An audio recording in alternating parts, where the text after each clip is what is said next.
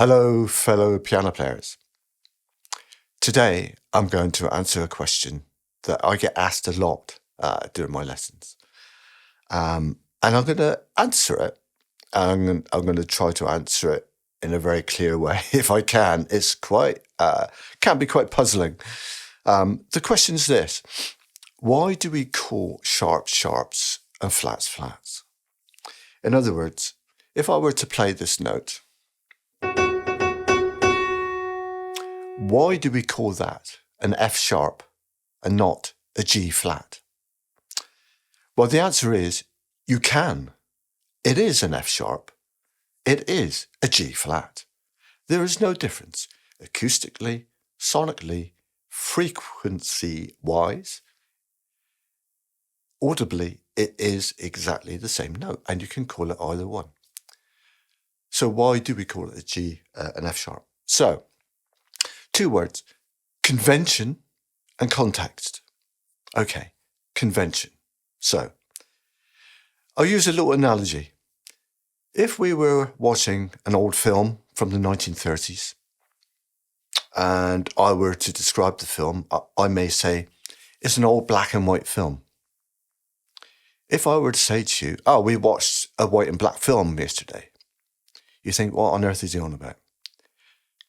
Convention. It's just the way that we say things. We say black and white. We know what we're talking about.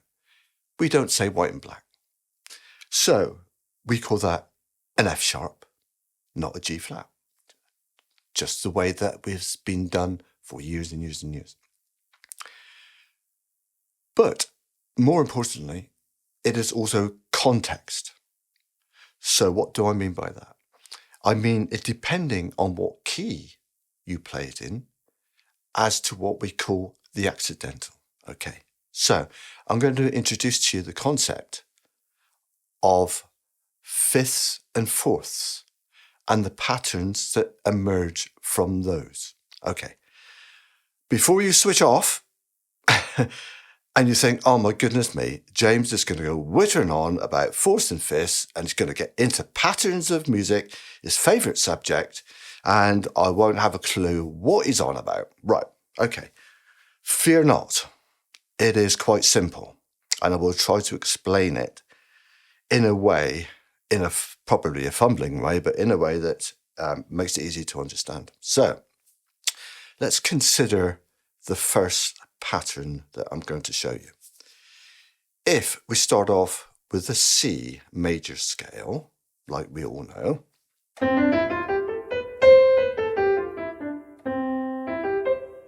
okay, and we start with the C, and we consider that 1, the first note, and we come up to the G.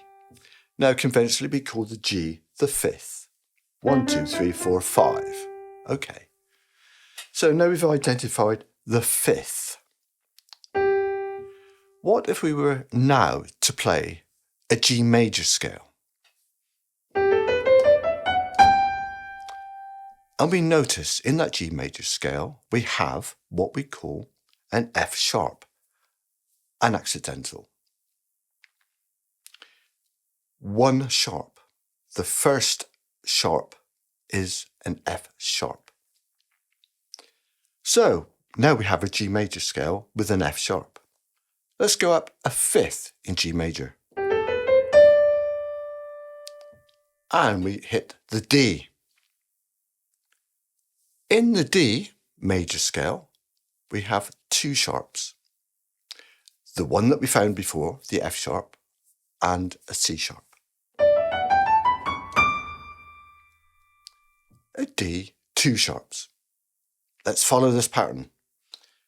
A fifth in D is an A. Yes, you've guessed it. We are going to have 3 sharps this time. The 2 that we already have, plus another one. The other one is a G sharp. Okay, so now you can see a pattern developing in the major scales. We can see that when we go up a fifth of a particular scale, and then we play the major scale of that fifth, we add a sharp. And this goes all the way up to C sharp. So therefore, all those keys that we found via the fifths are what we call sharp keys, okay? So if I were to write a music score, and I were to write that music score in the key of A major, say, for instance, that will have 3 sharps, and we will put the sharps, those 3 sharps, on that stave, okay?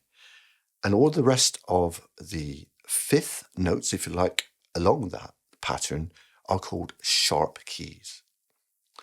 So conversely, let's have a look at flat keys. So we always start with C and our C major scale. Let's have a look at fourths.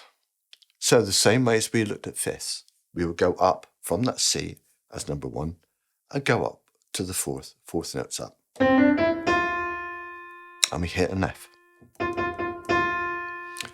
So you can probably guess what's going to happen. We're going to add 1 flat. In this case, it's a B flat. Okay. Fourth, up from the F, go up to the fourth, and we hit a B flat. A B flat, we will add 1 more flat, which is E flat. We go up to the fourth. From B flat, we hit our E flat. We have 3 flats. B flat, E flat, A flat. And we go on.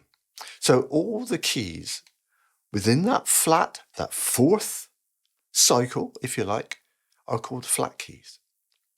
So if we were to write a music score in the key of F major, on the stave, over on the left-hand side, we would write the flat sign on the B. And that would be the flat. So when we're talking about sharps and flats, if we're talking about notes or a piece of music which is in a sharp key, those accidentals we would call sharps. So we would call that an F sharp. If a piece of music was in a flat key, like an F major, instead of calling that an A sharp, we would call that a B flat, because it's in the flat cycle of keys. My students, any questions on this, we can discuss it within our lessons. All right.